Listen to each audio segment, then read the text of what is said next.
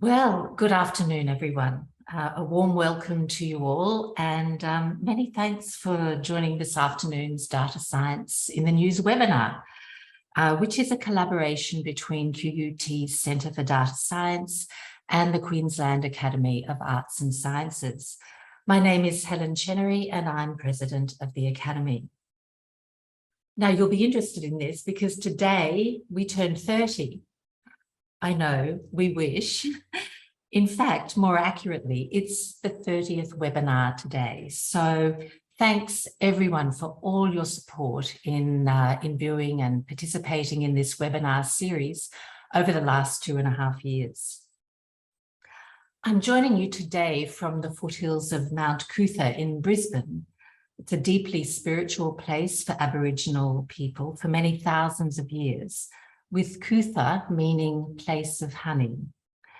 Aboriginal people gathered here to collect QUT, honey, from the native stingless bees. I'd like to acknowledge the traditional custodians of the land, for me today, the Jagera and Turrbal people, and pay respect to elders past and present, for it's they who hold the hopes, the dreams, the traditions, the wisdom, and the culture of Aboriginal Australia. It's a great pleasure today to be joined this afternoon by colleagues from Longreach, who are members of RAPAD, the Remote Area Planning and Development Board, and by researchers from the University of Southern Queensland in Toowoomba to discuss the topic, Advancing Communities in Western Queensland. So, just a little orientation to remote Western Queensland. The area we're talking about today is some 420,000 square kilometres in size and represents about 25% of the land area of Queensland. It includes the regional council areas of Barcaldine, Blackall, Tambo and Longreach, and the shires of Barcoo, Boolia, Diamantina and Winton. Remote Western Queensland has a stunningly beautiful and ever-changing landscape, best seen, I believe, whilst travelling by road. Now, that's only my humble opinion. It's only a modest 15 to 20 hours or so to get there, depending on where your end point is. But I've done it twice in the last 2 years, so I'm a fanatical convert. But like many remote areas, it faces unique challenges, whilst also offering huge opportunities for advancement. And that, of course, is why we've met today and the issues we're about to discuss. Just a little bit about the format for today before we begin. Our 4 panellists will each speak for about 5 minutes, give or take. You, our audience, have the opportunity to ask questions of our panellists and make comments at any time throughout the webinar by using the chat function in Zoom. And I'd be very surprised if anyone is logging in today not knowing how to use that. And your questions and comments will be moderated by me and by my colleague, Emeritus Professor Roger Stone from the University of Southern Queensland, and QAAS Fellow and Counsellor. So, Roger, I'm happy to pass over to you now and you can get started. Thanks. Thank you, Helen, and greetings, everybody. It's my pleasure also to acknowledge the traditional owners where our panellists are coming from. So I need to say we acknowledge the traditional custodians of the lands, of the many lands on which we meet today, and pay our respects to their elders past, present and future. And perhaps a little bit more about the topic that we're mentioning, this and how this came about. This came about after some discussions with Helen and the council about engaging a little more with not only regional areas, but remote areas of the state. And rather than perhaps just hop up to Toowoomba, we actually get into the real Queensland, which is the area that RAPAD is located. It's an area of huge interest for many of us, I think, because of the huge amount of climatic variability. And as a meteorologist and so on, I'm fascinated by this area having some of the highest levels of climate variability on Earth, and that variability is increasing. But on the same token, it's a remarkably resilient region. It shows a lot of leadership, I believe, not only for similar regions, but for the country. Nevertheless, huge issues remain. It's a massive region, as Helen pointed out, 400,000 square kilometres with about 12,000 people in here. In fact, David reminded me that the population of Longreach hasn't increased. In fact, it's lower than it was 100 years ago. So it's a particularly challenging area, particularly fascinating region. It has a certain allure, I have to say. I actually love the region out here. There's something about this part of the world that you have to visit, as Helen was saying. But also a very good place, I think, in which to re-emphasise our commitment to connecting with remote and regional parts of Queensland. With that, Helen, if I may, I'll move on now to giving a very brief overview of the panellists. And I hope I've captured their worthy bios particularly well. I'll start with Professor the Honourable John McVeigh, and I'm hoping it's okay to mention the honourable part because John is now Executive Director of the Institute for Resilient Regions at the University of Southern Queensland. And very importantly, this focuses on economic and social science research and engagement to assist rural communities to embrace change, which is a critical feature. He's also Director of the Future Drought Fund for Southern Queensland and Northern New South Wales, which has a node right here in Longreach, in fact, in the next office here. John is also former Minister for Primary Industries in Queensland State Government, and the former federal member for the federal seat of Broome. So a particularly wide and remarkable background. Then we have Associate Professor Ben Lyons, who's Director of the Rural Economies Centre of Excellence, or RECoE, as we like to call it. This is the first of its kind as a rural economic research collaboration between University of Queensland, James Cook University, Central Queensland University, and the University of Southern Queensland. But then particularly important, we have David Arnold, who's the CEO, sitting next to me here, the CEO of the Central Western Queensland Remote Area Planning and Development Board, or RAPAD, that Helen introduced us to before. And through this is particularly relevant, I think, he is CEO of the Rural Financial Counselling for North Queensland. He is also chair of, as I've learned, RECoE Plus, which is 50% Indigenous owned joint venture entity delivering Australian government community development programs. And then Kristine Arnold's an educator, also engaged in building capacity in this region. This includes establishing and managing the registered training organisation through RAPAD's skilling program and delivering face-to-face training across the region, fostering innovation and entrepreneurial programs, which I think is your role here at RAPAD. So she manages RAPAD's operations and innovation. And also, it's worth noting, Kristine has been in Longreach for 23 years. So I think that's a worthy feat. So without further ado then, without skipping a beat here, we can go straight to Kristine. So that's a segue. I've learned how to spell segue through Helen's briefing here. I thought it was some other word entirely, so thank you, Helen. But if I may pass to Kristine straight away, unless Helen has any further input there, and to have a small introductory speech for us. So we'll be hanging on your every word, Kristine. So thank you very much. Thank you, Roger, and thank you, Helen, and thank you for the opportunity for us to be able to share I suppose about our resilient region out here. And as Helen and Roger would both be aware, having travelled through the region, we have the most beautiful sunsets and sunrises out here.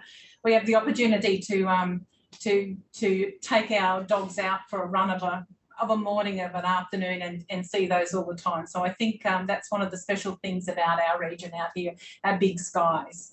And, you know, as you said, we've got such a large area out here, and RAPAD itself is actually a regional organisation of councils. So that's the structure, I suppose, of what we are. We're owned by the 7 councils, as Helen mentioned, and we're not unique. There are similar regional organisations of councils across the nation.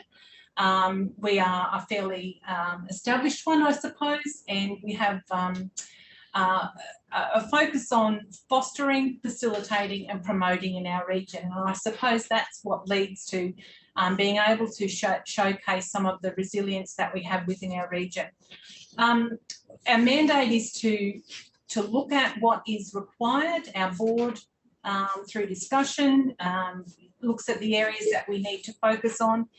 We then foster the idea, we look at all of the alternatives, and then the final step being that it's either it's taken forward by either industry, by our councils, or by our board ourselves.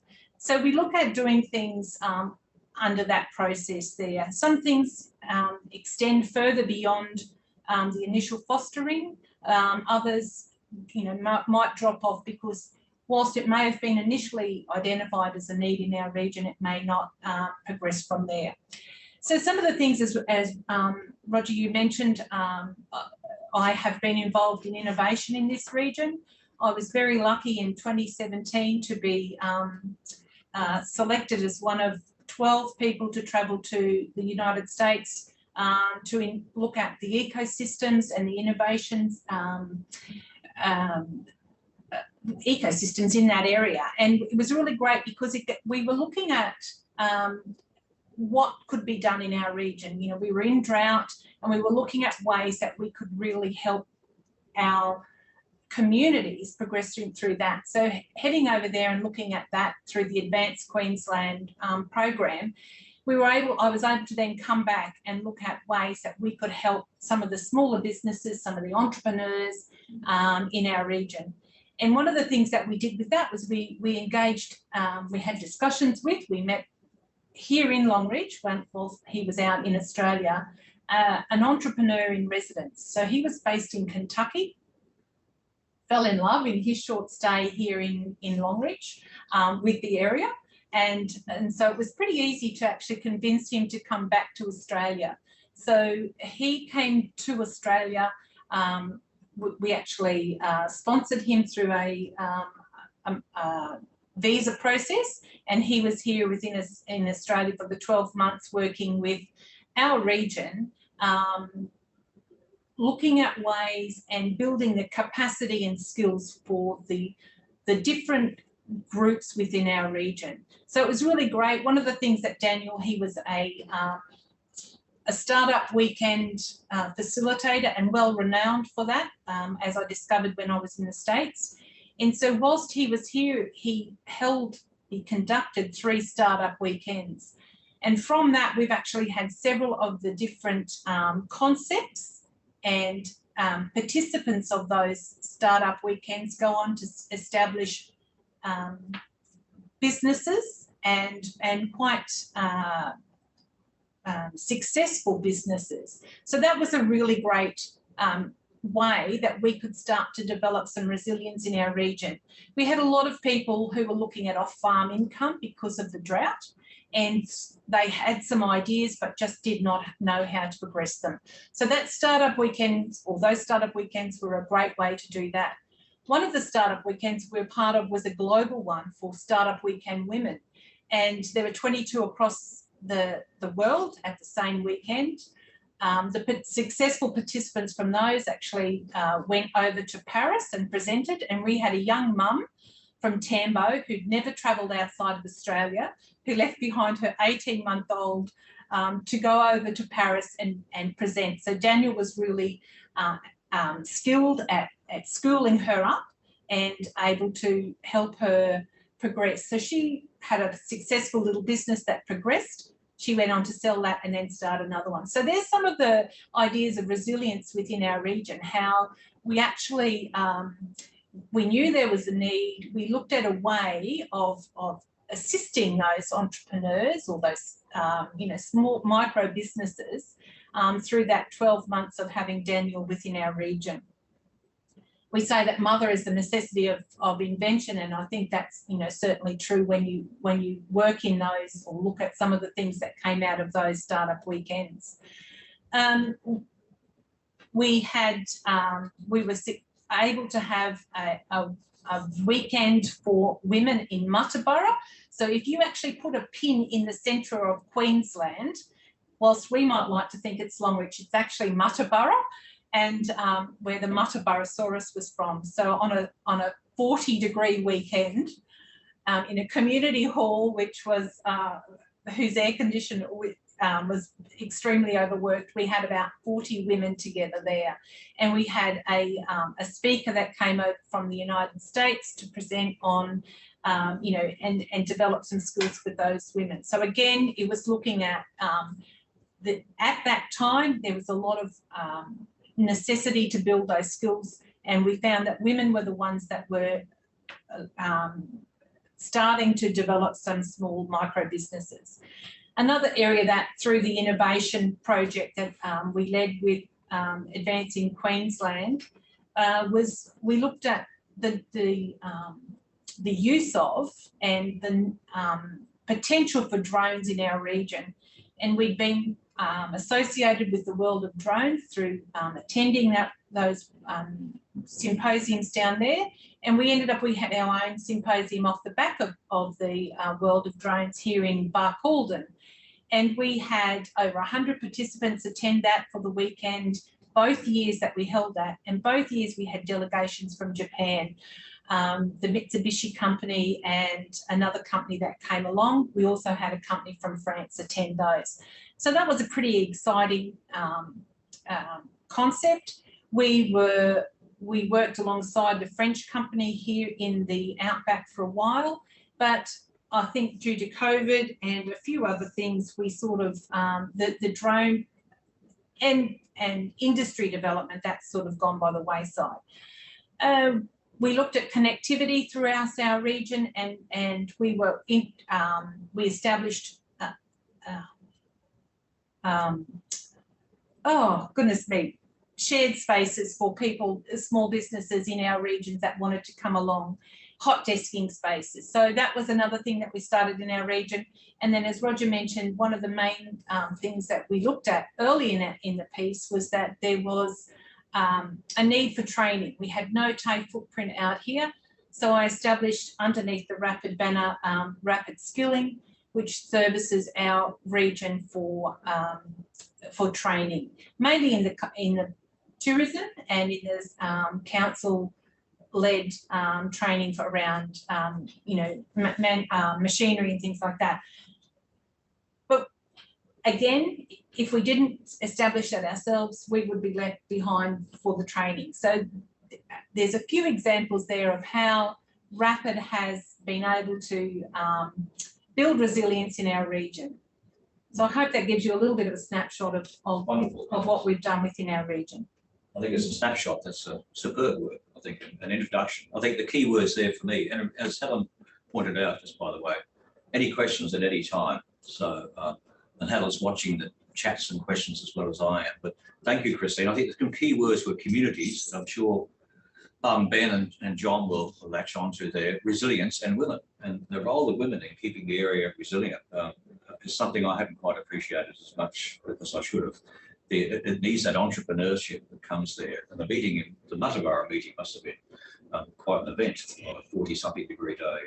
And so on. Yeah. So it was amazing to see what comes out of it, and just the I think it was the empowerment, and we did call it Empower Her, MPOWHER, and the empowerment that came out of that weekend was amazing, and it just gave some of those women the desire to progress what their concepts were, but it also gave them a network to fall back on of local people as well as global people that they could reach out to. And you could meet face to face as well, as where suddenly inspiration and entrepreneurship seems to come from. That's exactly right. Yeah. So with that, thank you again, Kristine. Thank you. And as I say, questions can come in at the end of the sessions here. It's now my pleasure to there's no checking the screens all around me here. There's no quick questions there. John McVeigh is waiting up there, Professor John McVeigh. That's going to be an interesting way to move on to you to pick up some of those issues, John, because John's also director of the Future Drought Fund. The drought's an important issue, and how you survive during the drought is particularly important. How you survive those sort of areas. So over to you, John, if I may, in Toowoomba. Thank you. Thank you very much, Roger, and good afternoon, everyone. I will take up the theme of segues from Kristine's comments, particularly in relation to local leadership in terms of developing resilience. And I want to, in reflecting on that, talk about The Future Drought Fund, federal government's Future Drought Fund, established a few years back, a $5 billion fund that has provision for $100 million of drought resilience relevant research every year. And the interesting thing with this fund is it's set in legislation. So it's not a normal grant program. This is actually set in legislation. This comes off the back of, I guess, roughly 20 years of drought reform discussion at the federal and state government levels in Australia, essentially around the concept of the expectation or otherwise of governments to step in and help communities and particularly landholders in the middle of drought versus alternative models of helping communities become resilient and more prepared for drought. And that's where this Future Drought Fund concept comes from. I know in my own personal experience in the previous state government role in the Central West of Queensland, without mentioning any names, roughly 10 years ago, announcing the then state government's new drought relief package at a landholder's, visiting a landholder. And I can recall that particular landholder walking out of his front gate, out of his homestead as we pulled up. And he said, "Thank you for this drought relief assistance. Thank you very much for it. But you as government can't keep doing it this way." And it's a comment that's stuck in my mind ever since. He was a landholder in need of assistance, but saying, we can't keep doing it this way, where it's just handouts in the middle of drought. So the Future Drought Fund has, amongst other things, established drought resilience and innovation adoption hubs around the country roughly 12 months ago. There's 8 of them around the country, and I have the great honour of leading what's the Southern Queensland, Northern New South Wales Drought Innovation Hub. We have 6 nodes, or 6 shop fronts if you like, and of course prominent amongst those is our Longreach node hosted by RAPAD, where we have placed a node manager, Ali Murray, who works very much with David and Kristine. These nodes are all about helping communities prepare for drought and be more resilient in the next drought. So in our case, we've gone through a process of co-design, picking up on that local leadership, Kristine, you've referred to. Co-design that's established a vision around innovation, in other words, traditional farm management, landscape management, water management technologies, collaboration, ensuring we're not doubling up with other providers, working with producer groups and business partners, and particularly building capacity and capability in amongst communities, amongst landholders, but equally as importantly, amongst small business operators who suffer drought as much as those on the land itself. We've learnt in developing that vision and developing our plans that unless it's locally led, unless it's locally directed, we in fact will fail. It's been a massive exercise to establish, a lot of bureaucracy, and you deal with universities and state government departments and federal government departments, you name it. And people like David and Kristine and others at the coalface, I think quite rightly, get somewhat frustrated that we haven't got into implementation yet, but we're finally getting into that phase. I can mention a couple of quick examples. Our colleagues at Southern Cross University at Lismore, for example, who talk about regenerative agriculture, or if you like, holistic land management practices, and that creating tremendous interest in the Longreach region, where this activity today is being led from. So Lismore to Longreach, if you like, that discussion is quite interesting. Financial counselling, health and wellbeing, right through to traditional soils management sorts of technologies. So we've got a long way to go. The expectation from the federal government is in terms of extension and innovation. What do I mean by that? Federal government expects us to try and fill the gap that's been left by state agencies over quite some years in terms of extension. So state departments of agriculture, if you like, don't have as many people located throughout the whole state. And they certainly don't have as many extension officers on ground, on properties each week. So for us as a hub, to try and replicate that is a hell of a tall ask. And also innovation. Federal government saying to us, we want you hubs to fix what was often considered to be the broken agricultural innovation process, which again, I think is a hell of a tall ask. And it's a very busy space in terms of ag tech and agricultural research and development. So some big expectations of our hubs. I think, Roger, as I hand back to you, the big challenge for us is that implementation on ground, ensuring local leadership and ensuring these massive amounts of federal and state government funds actually have an impact on ground, and that we actually do focus, as they say, not so much on research and development, because there's lots of that completed already, but the extension, the adoption, the commercialisation, the change on farm, so that they in particular are more prepared for the next drought and certainly more resilient in the next drought. So thank you, Roger. Thank you, John. Thank you very much for that. And again, I encourage anyone to send quick messages or comments or chats or questions there, which we can have, of course, towards the end of the session. But it comes back again, doesn't it, to local leadership. And this is being so key to this work. Otherwise, it's just someone in Canberra or somewhere else almost dictating top down what the response and how the community should engage. Thank you, John. Thank you very much. I mean, this is a perfect segue for Ben there. Ben is someone who always fascinates me with his comments and his insights. So over to you, Ben, if I may. Oh, thanks, Roger and Helen, and thanks to the QUT and the Academy for having us and this opportunity. And of course, thanks to Kristine and David for joining from Longreach. And I'm not being rude if I don't acknowledge the Right Honourable Professor John McVeigh, because my office is next door to him and we see enough of each other. And anyway, that's, yeah, we're both rather cheesy middle-aged white men, I suppose. So we'll leave it there. But yeah, thank you for also the acknowledgement to country. If it's okay, I'm really here to talk about a sort of as John said and Roger said, I lead a research partnership with 4 universities, so and mainly economists. So if it's okay, Helen, I can share slides and give a little bit of a sort of an economic or context for our viewers. So yeah, I've talked a little bit about we're obviously 3 regional universities. So that means just really simply that we can be embedded in regions really quickly with our research projects. We've had about 25 research projects across 5 themes since our founding in 2018. We've really been set up by DAF, the State Government Agency for Agriculture and Fisheries, to look at, economic analysis in regions across a range of topics you see there.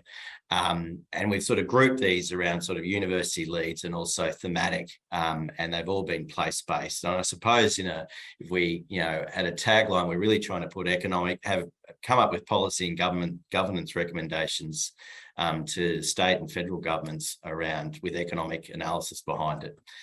We've also really been strong, as John just alluded to, around translation engagement. We don't want to be research for research sakes. We want to work in partnership with our regions.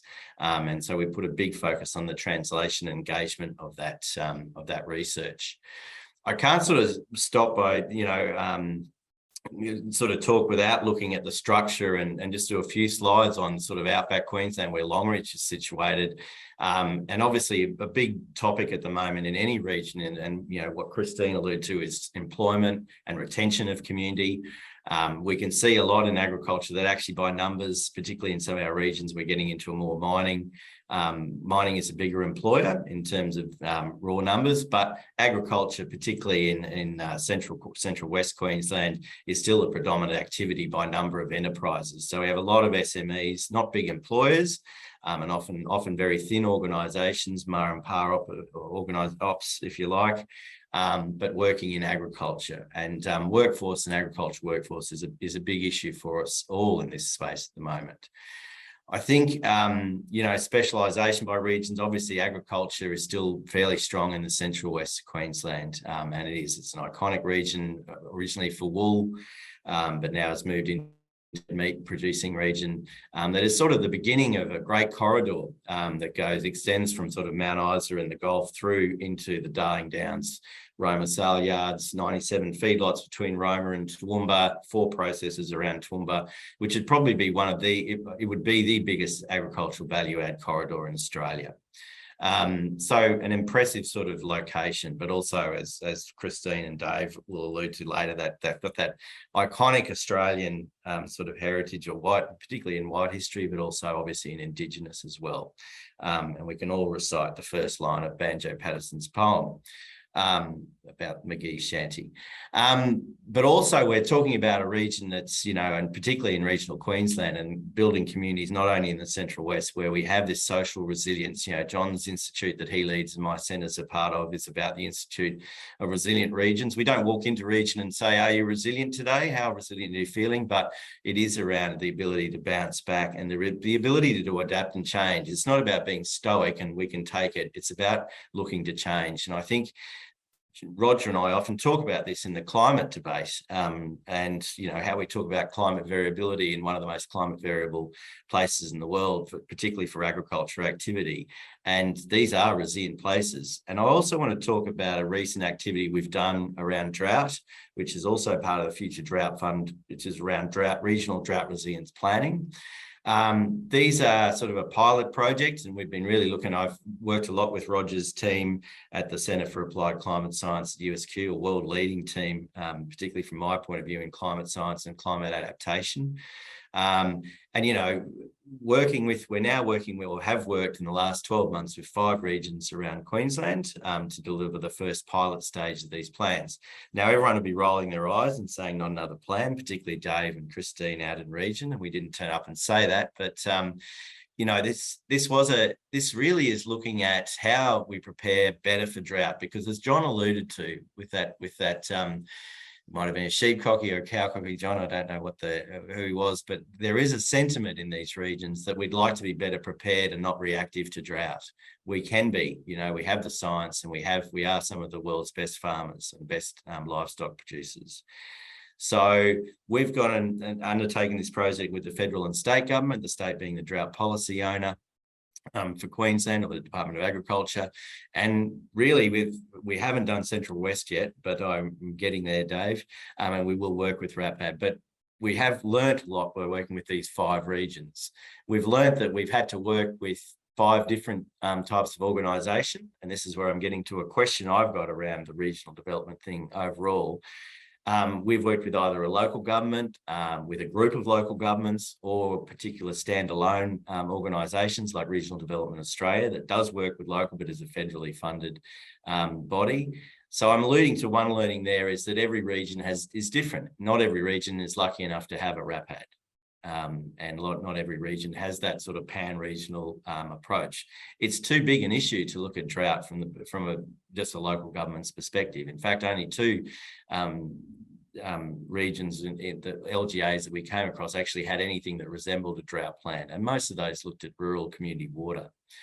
We also took in our drought planning, we had to look at let's go into the existing ideas, because people are talking about drought in regions a lot. It's a really key topic for most of Queensland being the most drought affected state and the largest recipient over history since 1937, and accurate records around drought relief funding. We could go into that another thing, but really we wanted to work with region. And so we had place-based people in region to talk with that region around what drought meant to them. It was a little bit challenging. This is Julia Spicer from Gundawindi, and as you know, in December last year, Inglewood and Gundawindi got a little bit of an inundation, had a precipitation event, as we call it, Roger. But the community is still really looking at talking about drought. So even Julia being flooded in there, she still got out and about to talk about the drought topic. We had a lot of different feedback, and I don't want to go into the weeds or go into that feedback that feedback was, but these are sort of some of the consistent themes. I'm sure we can share the slides. We had a process which I think was really important to look at drought, and let's replace and think about it as an audience. Think about replacing the topic of drought with, say, regional innovation, or with, say, regional workforce, community retention. we have a theory that, you know, we can take this approach and apply it over any issue. And what we liked about the drought topic was we could focus in on it.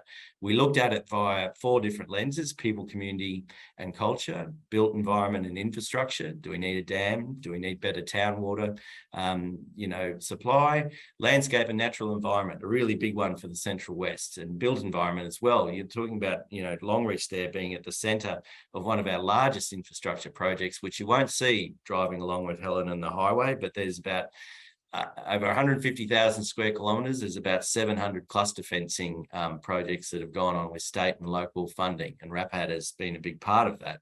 And it's really changed the landscape in terms of how we can better manage the natural resource. The economy was another part, obviously, but it's important to have these 4 aspects, we believe, because there is a trade-off whenever you do an investment plan for a region, and there will be a trade-off in doing something for the economy that might be obviously impact on natural environment and vice versa. So that I really wanted to sort of not focus on the plan. We can go through those and to go through our organisation things. You know, drought coordination is probably our biggest learning, another big learning from it.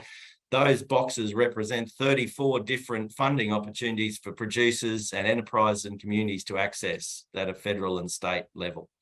So there's a lot of drought funding and relief out there, as John alluded to, but they don't necessarily known, and they're very hard to access. The only thing I'll finish on, because I'm mindful of time, is that really one of the big questions that came about from our drought planning was who owns the drought plan, which really can be wider in our discussion, is who owns regional development and community development. Is it, you know, it's often too big a topic for a local government. And again, you know, this is still coming back to us in a philosophical email way from the federal government, because they're not sure. The state government in this drought planning is not sure. And our local government's not sure, because ownership of a plan or ownership of anything means I've got the responsibility to implement it. If we're relying on regions that are typically, I want to say, mendicant, or, you know, begging for money and begging for funding, and they often don't have the fiscal awareness to get or capability to support these great ideas.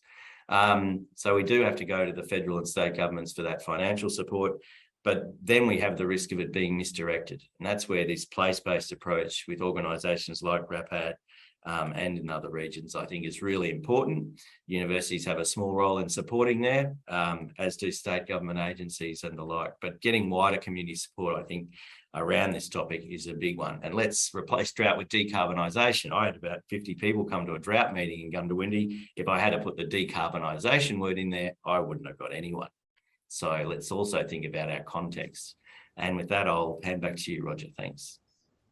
Thanks, Ben. I was hoping you keep going, actually. So you open up lots of interesting developments and directions there. I think I'll go straight through to David here, because if anyone can capture what's been happening, it would be David Arnold, who is the CEO of RAPAD. So perhaps, and I see no questions there. Thank you again, Ben. Thank you very much. I'll pass straight on to David for some comments, which you may have, and may also have some questions. I think, Helen, it's okay if the panel asks questions, is it? I'm not sure. I'll get your permission for that. Yeah, so yeah, it's okay. Okay, but over to David here, I think. Thanks, Roger, and thanks everyone. There's the most overused word today is segue, but there's a whole range of comments there for me to segue off, and I've lost count of them. But who owns? I forget what Ben said. Who owns regional development? Who owns it? Look, there's no doubt. We in the Central West just have the same desire as anyone living in Brisbane or Toowoomba or Cairns. It's about livability. It's about thrivability. It's about sustainability. We just have those same desires, and we'll go back to the original question, Roger, of advancing communities in Western Queensland, or how do we advance communities in Western Queensland? The framework, I think, exists no different to the rest of society. I often coin a phrase out here: we have collaborative parochialism, in that our communities are very strong. And when I first came on the RAPAD, I had this utopian view that, oh, we've all got to be nice and get on and all that sort of thing, which we do. We're a great model of collaboration, but I think what binds us what makes communities strong is that strong ownership that each of them have, because it's a pretty tough gig out here in some communities and across the Central West. There has been population decline, even though I think we might have bottomed out.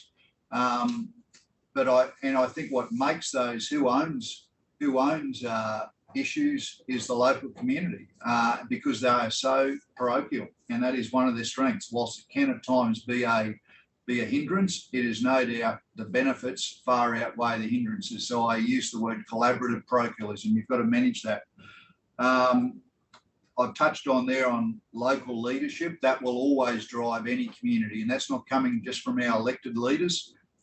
We have leaders all throughout communities, whether they be small business. They're the unheralded leaders that will continue to drive our region forward. Innovation, like the rest of society, will continue to drive Western Queensland communities forward. That's why I'm really so glad to be partnering with John's the Innovation Hub, just again in a small way.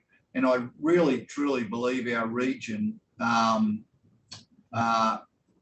is unheralded in its innovation, because we live in this part of the world that is still agriculturally dominant, but in a region now that's in its 8th or 9th year of drought, agricultural is still thriving, and it's the capacity of those in the industry to be able to manage through that, which really is world leading in some ways. We have small businesses that again thrive in a very harsh part of the world, and we touch on tourism.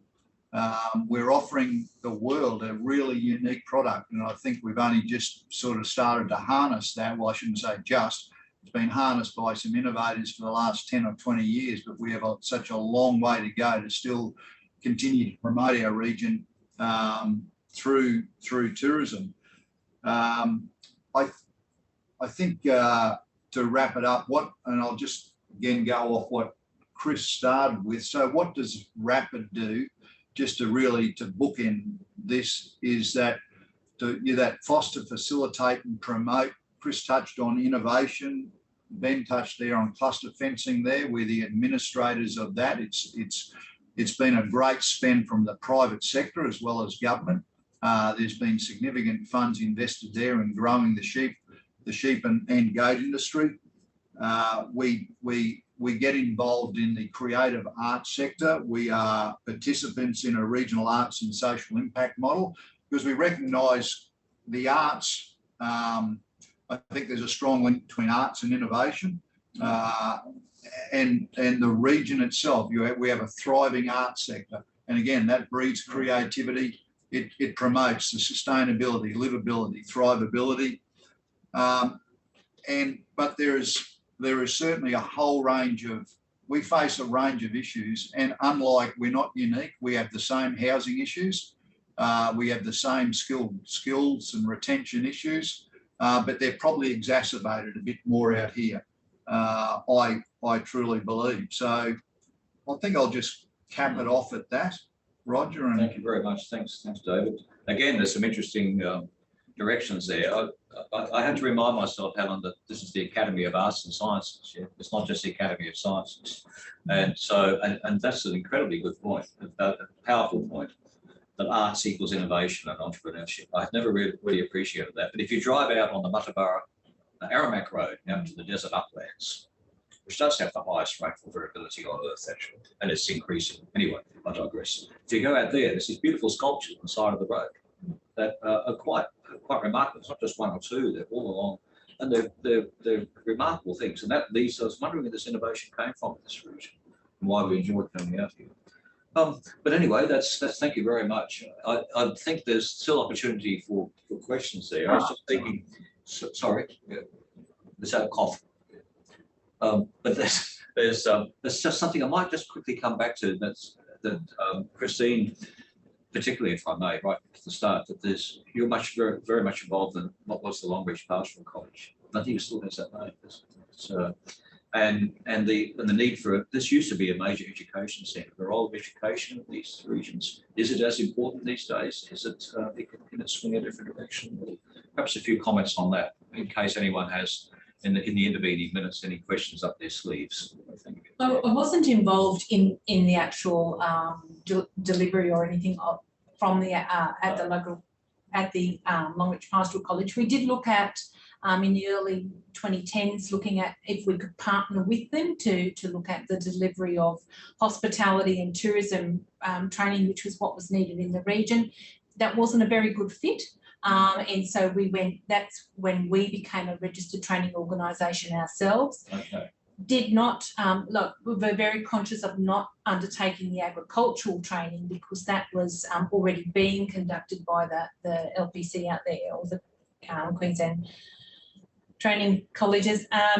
We did, however, realise there was a need in our region, and there certainly continues to be a need in our region. But I think the model of delivery is what needs to be changed, and it needs to focus on, you know, local delivery, but not just in a central point. You know, I think that's where we have been quite proactive, and we go into communities to do our delivery as opposed to having the communities come to us. So yes, there is a need for it in our region, a strong need, and I think we always continue to advocate for and having some discussions at the minute around what we can do to promote training and education in our region, because if we can keep people in our region whilst they study or whilst they train, then that keeps Absolutely. our communities vibrant. The word communities, again, there's a hand there I can see. Maybe if Helen can. Yes, John, please go ahead. And thank you all for your excellent contributions and really worthy content. Extraordinary. Thank you. Over to you, John. Thanks, Helen. Thanks, Roger. I just wanted to follow up on Kristine's comments there with a quick reference to a presentation I heard just yesterday, the Rural Press Club's annual Brisbane ECA breakfast. And the presenter yesterday at a packed out hall there in Brisbane was Anthony Lee, the CEO of Australian Country Choice, run by the Lee family, very significant, successful, vertically integrated beef enterprise based here in Queensland. And as an industry leader, his presentation was essentially around agricultural education and his view that agricultural education, over and above, you know, meeting the needs of those working in agriculture and the development of skills going forward, is an essential part of, if you like, closing that city-country divide, that creating an understanding of the value and the importance of agriculture, and therefore communities right across the state for our economic and social future. And he specifically mentioned Longreach Pastoral College and the other ag colleges that we did have around the state. And he acknowledged the economic and in particular the lack of student numbers issues that have led to the closure of most, if not all, of those colleges. But he does see, as an industry leader, the need for agricultural education, not only for industry needs, but for city understanding. And he goes right back to primary school and is emphasising that agriculture, the importance of agriculture, our production industries, the land management components of agriculture, the issues that Ben was referring to, from decarbonisation right through to resilience and drought preparedness, natural disaster management, I guess, as well. He said this all needs to be embodied in agricultural education right back into primary school, so that we really understand the value of our whole economy, the value of regional communities right across the state. So quite a topical point, Kristine, particularly when he was referring to Longreach Pastoral College and the opportunities that he still sees. I think they're in line with the comments that you've just made as well. Thank you very much, John. I'm aware of the time, so I'm sitting here very closely watching the time. So I'm hoping Helen is watching me watching the time. So You're doing fine if you're watching, Roger. just have some minutes and encourage any of our 23 participants to, if they have any questions in the last remaining closing minutes. Just picking up on John's point, I remember speaking in Singapore at a commodity trading conference, and the gentleman before me is someone called Jim Rogers, who's the world's richest investment banker or something. And after the first half of his talk was about his honeymoon, he married for the first time at 65, so it's sort of interesting. Much information, Roger. So the second half that he said, right, the top 4 things to invest in, and the whole audience went to a hush. Number 1, agriculture. This is globally. This is a few years ago now. I said the reason why would you invest in agriculture? This is the best thing to invest in. It's because the average age of farmers around the world is 65, and in 10 years, who's going to be growing the food? So food prices will go sky high, and the industry will be in need of skilled people to actually run agriculture, not only in Australia, but globally. So it's been treated as we'll get around that. The food will always be available. It's always happening already with some of the extreme events that we're getting. The food is becoming less obvious in our shelves and much more expensive, like lettuces and so on, just to name a few. Number 2, by the way, number 1, agriculture, number 2, China, number 3, silver, number 4, women. They're the top 4 investment areas. Anyway, I digress, but it picks up this whole issue of agriculture being sitting there waiting to be one of the most important areas for investment globally that we need to consider. And John's spot on there. And so we've got pastoral colleges and others waiting there, unfilled. It's going to be a massive issue before long. Who's going to be growing the food and the crops? So I might pass back to Helen, because we have. It's almost time to draw the session to a close. If I forget, thanking the speakers, the brilliant speaking. If you have any geographers or economic geographers in the audience, this is fascinating stuff, I think. We've got a couple of minutes, Roger, but what I'd like to suggest, we have 200 plus fellows in the Queensland Academy of Arts and Sciences. We're oversubscribed with nerdy professors, can I say, present company excluded.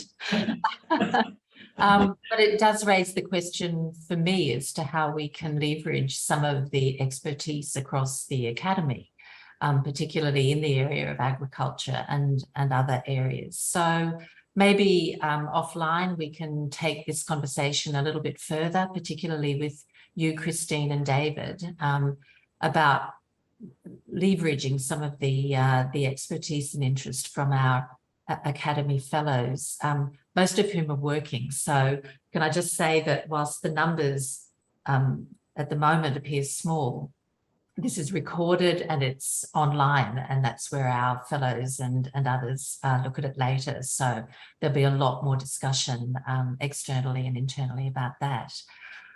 Could I ask a question, though, that it concerns me, and it's about how we keep the issues that you've so eloquently described and identified.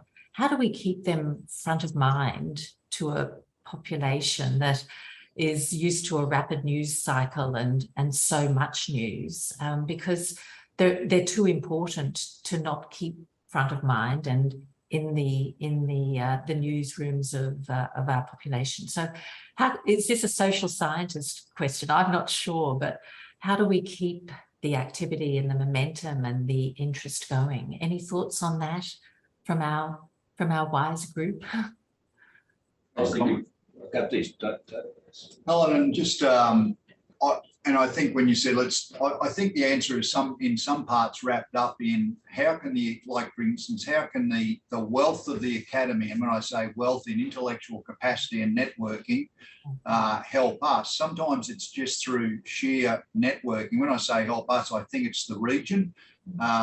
We have good contacts at QUT. We've got a relationship with John's team now, and indirectly soon with RECoE through the drought planning, and the capacity having networks like you people to draw on there is a tangible value in that. It might be just seen to be an intangible link. You know, we catch up, but there is, you just never know when there is something, and it comes back to capacity building. To be able, again, if there's the audience out there listening to this, is at times when, and it might be as simple as helping us out, with some research. Now that's a really, really sort of basic example, but I think, having, being able to draw on the expertise of the academy, the brain power there in the networks is tremendous to us. And I forget who touched on it. It might have been John with that, the gentleman Lee in his conversations. I hear quite regularly the comment that over decades, everyone in the city knows someone in the country. And there is a concern that that's decreasing and decreasing. I don't know whether it is, because as I get older, I see more and more people who, live in Mooloolaba and they know someone from Augathella, or they know someone. And I think we just can't underestimate that link for the city and the country, because it's beneficial to everyone. It's not just for ours. It's we all appreciate every part of Queensland and Australia. And I think the great, a really major problem could be where, Southeast Queensland, Brisbane just loses contact with rural, remote, Australia. And I think the benefit goes both ways. No one from rural, remote Australia loses contact with Brisbane because we love going there, and vice versa, because there's such a richness in everyone understanding everyone's patch of ground. So that's, Helen, how I'd answer, I think, your query. Well said, David. And I'm a huge believer in collaboration, networking, high value partnerships. And I think that this is something we can certainly follow up offline through working with the academy. Yes, Ben. Something. I just briefly, I can't agree enough with David. It's that divide. And my favourite COVID anecdote, which is very brief, is a good friend of mine, Tony Gleeson, lives over the border and was driving into Killarney to get his, and we had a city cop sitting on the border there, as we did just a year ago, watching everyone's movements. And he said, "What are you going into Killarney for?" And he said, "A bottle of milk." "What else?" "Newspaper." "And what else?" And Tony had to say, "Have you been to Killarney lately?" There is the COVID really highlighted a few things there, and even our own Department of Agriculture had some challenges with how COVID effect is policed in the city was very different. Our regions now have COVID in them, it's out there, but 2 years ago and even a year ago, there was nothing, and it was things like that. And I don't want to say there is a city country, metro divide on that. And, Anthony's talk yesterday at the Rural Press Club was really on about that. So there's a real disconnect. Kids don't know where yogurt comes from, that sort of sentiment. And the academy and these institutions, and that's where John and I and Roger have been particularly passionate about the uni sector. We need to be much more engaged and have that more US model, which is the thinking behind RECoE, which is we're helping and we're behind our communities and helping them with the adoption and selection of these technologies. Yeah. Well said. This has been such an important webinar for our Data Science in the News series. And I'm pleased to say that I now have someone else to share my sunset photos with. Kristine, I'm going to read this. But just a fantastically rich and diverse range of opinions and thoughts. Roger, do you want to finish off with a few words? Thank you, everybody, for their input. This conversation will go on for many hours. Maybe we'll have over lunch, but I think this is available for all to look at the recording, not just others, but we can look at that recording and use, I guess. And there's another seminar, I guess, coming up, Helen, which you may know of better than I do. And to thank everyone again and wish everyone well in these challenging times, which never go away. They'll probably get more challenging, but this is a good place to start, isn't it? Thank you. Thank you all. Thank you all so much. Much appreciated. Thanks, Noel. Thank you. Thank you. Sean and Ben.